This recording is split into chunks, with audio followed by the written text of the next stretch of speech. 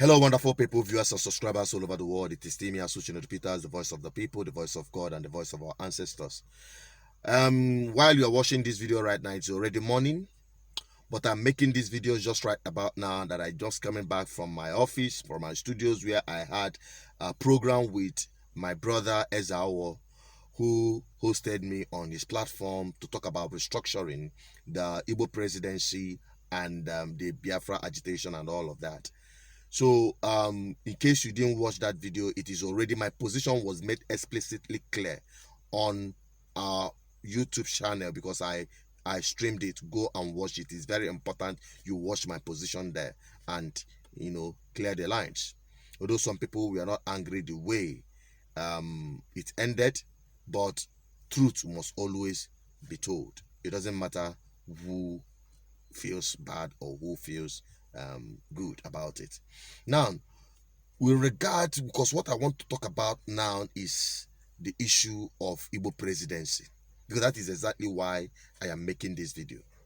With regards to restructuring, go and watch that video that we made. That live stream is extremely important. Everybody should watch it and share it. Now, talking about Igbo presidency, I kept telling people that the problem of Nigeria is foundational. It doesn't matter who is in Aso Rock. As long as the structure remains the same, there is nothing any man can do about Nigeria to reverse the impunity and corruption and the subjugation of the average Nigerian. I keep saying it. Every Nigerian is a victim of Nigeria. Every Nigerian. It doesn't matter whether you do the Whatapp or Biafra. As long as you are a Nigerian, you are a victim of Nigeria. The only beneficiaries of this one Nigeria madness is the elite class, and they are united. That is why they will never give you restructuring. And I must say this, that restructuring is relative. Fine, anything can be recalled restructuring, whether you rename states, whether you create more states, give more representatives, or delegate more powers to the states, anything can be called restructuring. But the irreducible minimum that will give back the life of Nigerians to them is complete confederation system. Everybody should go and be on your own, manage your resources, manage your territory, make your laws, have your parliament, have your security intact by yourself. Your judiciary, you control it.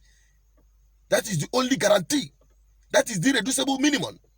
But the ultimate thing my people are asking for is complete separation from Nigeria. Likewise, the Oduduwa people are dancing the same. So that is the irreducible minimum. Talking about restructuring. Now coming back to Igbo presidency. That is a mirage. It's a complete mirage.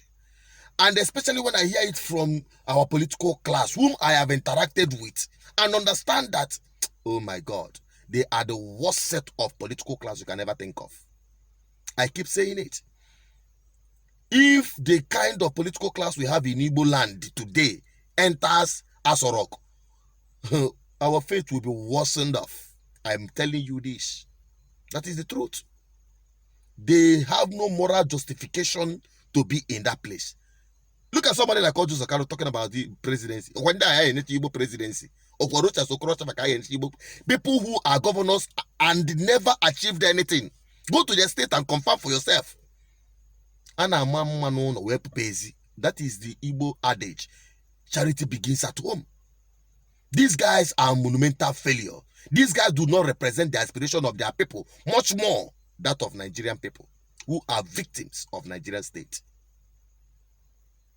They are all united in making your life miserable. Now, I got a video feed where the biggest propagator of Igbo presidency, I'm talking about the pioneer chairman of Abuja, the current chairman of UPP, in the person of Chief Chekwas Okorie, he had been at the front burner of talking about this nonsense they call Igbo presidency. Listen to him. I'll be right back.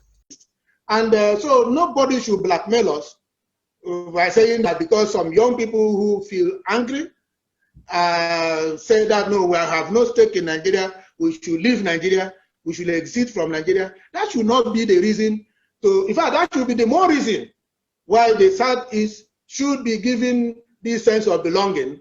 And I guess everything, at least we'll be able to to be addressed.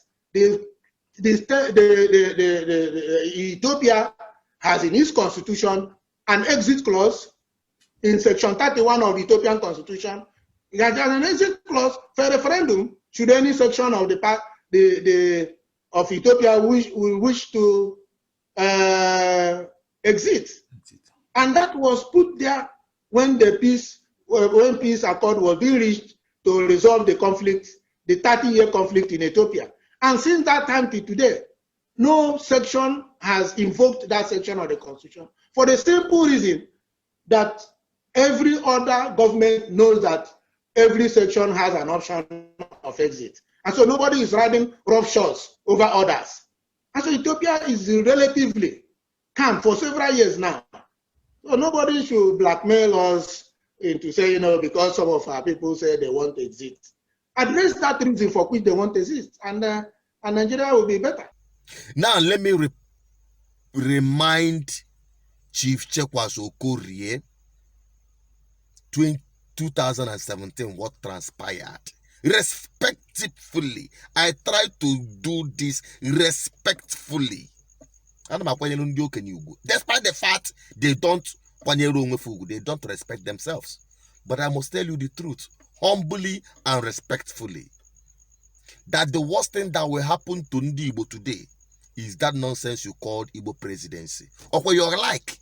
You remember what transpired when you single-handedly murdered the Biafran ideology that represents equity, justice, freedom of everyone, progress, innovation. You destroyed it with your own hands in 2017.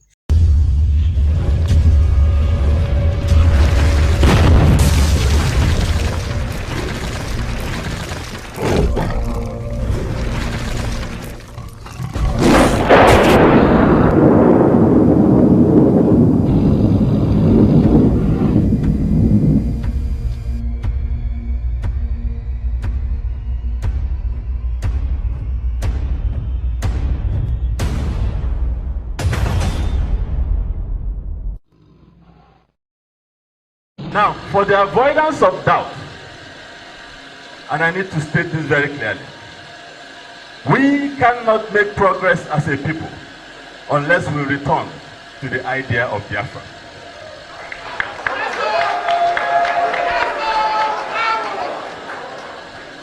And of course, the next question and the answer I'll provide is, what is this Biafran idea? I will say to you, and I want you to listen very carefully because this is very important. The idea of Biafra is the exact opposite of Nigerian centralism, which has denied Nigeria of its creative ability and made it an import-dependent country. Now, contrarily, Biafra itself, in its few years of existence, was a successful state that was defeated militarily. And of course, the whole idea was the idea of freedom, equity, and justice. And then of course, if you recall, and I'm sure every student of history will recall, that Biafra was self-reliant. It was innovative and demonstrated technological abilities.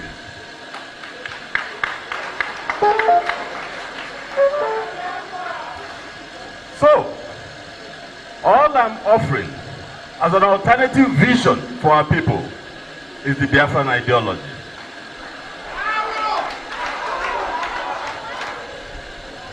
I think it is time for the people of the East, the people of Anambra State, to give UPP the opportunity to demonstrate the efficacy of the Biafran ideology. So that is why ideology is so crucial. Nobody should treat it as Nana Suoibo. That should be the foundation of our politics. And that's what we offer. That's the future we seek. Those who are opposed to it, basically, they are afraid of a future of equal opportunity. That is the future we seek, that is the future we must have, and that is the promise of Biafran ideology. It is important to note that only the World Congress can replace those elected officers. But the national chairman, Chekwas Okorie, unilaterally replaced elected officers of the party at the world level. He replicated these whimsical replacements in about 264 wards across the state, giving him preference shares in the primaries and in his dream government in Anambra State. It was while struggling to ensure that his less fortunate colleagues were let into the venue for accreditation that Madu Abuchi met his untimely death. He collapsed at the barricades of shame erected to prevent genuine delegates from gaining entrance and allowing hand-picked delegates to vote in their stead. He died fighting for justice. How can a political party carry on with a primary election with an officer of the party lying stone dead, a victim of the party's corrupt manipulation of his delegates list? I immediately called on the party to call off the accreditation exercise as a mark of respect for the dead officer of the party who was performing his duties. When the call fell on deaf ears, and considering the fact that my Christian faith and the Biafran ideology we profess places a high premium on human life, I promptly withdrew from the exercise. I consider it unconscionable for the party to have carried on with the primaries under the circumstances. I have noted the willful and corrupt manipulation of the party delegates list by Chief Chekwas Okorie, but it is the display of gross insensitivity to the life of a party member that has made me reconsider my membership of the UPK. I hereby resign my membership of the party with effect from today, the 21st day of August 2017. I also urge all my supporters across the state, in the 21 local governments of Anambra State and the 326 wards of the state, and all those who believe in the Biafran ideology of equality, freedom, and justice, to do the same and await further directives. Thank you.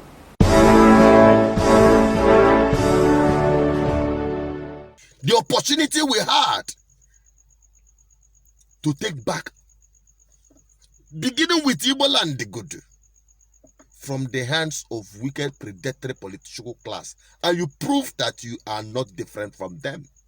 The records are there. If you come, I will open books for you. The records are there. We have all the records here. You were busy playing the politics of one Nigeria that is embellished with corruption, impunity, wickedness, oppression, and subjugation of justice. You are here talking about Igbo president. What guarantees that if you go there, the plight of an average Igbo man will be guaranteed? The plight of the Arewa and the Oduduwa person. I understand the fact that Igbo are more patriotic when it comes to Nigeria. They are the ones carrying one Nigerian mantra on their shoulders.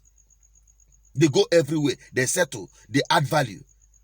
Yes, the best thing, I can agree with you that the best thing that could happen to Nigeria today is to have an Igbo president who is one Nigerian, who will try everything to turn around Nigeria if others will agree with him, which I'm not seeing it happening. You remember what happened to Good Luck? Good Luck is not even Igbo, but brother to Igbo, close to Igbo. And they did this to him. Nigeria problem is foundational. No angel can change Nigeria. Nobody can redeem Nigeria with the way it is. That is why I say, if there must be restructuring, it will be complete overhauling of the system. Let everybody go and fix their problem, because we have peculiar problems. That of Oduduwa is different from that of Arewa, and definitely from the Biafran people. So whoever that is talking about Igbo presidency to us now, come back home. Let us see. Give us track record of what you have done in your homeland. As a politician that have been in government over the years, let all the political class in Igbo land come and tell us what they've been able to achieve in Igbo land. How far they have stood for the plight of their people. Now, when you become Nigeria president, you'll be the president of the entire Nigerian people, not the president of Igbo. If you cannot fix your homeland, Igbo land, how are you fix Nigeria. As a governor, Joseph Okalo for 8 years, there is no record. There is nothing to show for it. The same with Rochas Okorocha. Name them, let them come out. Let them give us their track record. Igbo Presidency. Rubbish. Now let me remind you that Obasanjo was president of Nigeria for 8 years. Go to his village. Go and see the condition of his people. Did he change anything? The House of Fulanis have been in power for God knows how long. Since Nigeria was created. Since the independence. Go to the north. Go and see the result. When they say that Nigeria is the poverty headquarter of the world, they are actually talking about northern Nigeria. That is the headquarter of poverty. Go there. No security. Go there. Wretchedness. Go and see it for yourself. Have been the president of Nigeria or the leader of Nigeria or whatever you call it, have it changed their plight? The answer is no. Now, look at my brother, Goodluck Jonathan, a very good man. Go to Otueka and find out for yourself the condition of his people. You are here talking about Igbo presidency. I think some people, let me not disrespect your people. But I know certainly when somebody said, fools also get old. I agree with that person. Fools also get old. So use your tongue to count your teeth. I think I've spoken enough. In case you are just still mumbling and trying to bootlick politicians, singing their praise for 2023, they are doing that for their own personal gratification and not for you. As a Igbo presidency nonsense. I think I've spoken my mind. Share this video if you like it. Drop your comment. Let's get your opinion. I'm still associated with Peter, the voice of the people, the voice of God. I'm speaking from the inspiration as inspired by our ancestors and the drive to change our plight for good. So if you like this platform, you're welcome on board. Keep liking, keep sharing, keep subscribing. Here, we see it, we say it. Here, truth is sacrosanct. We don't give a damn. We don't look at anybody's face when we're saying the truth. If you like this video, keep sharing it. I'm signing out. Stay safe.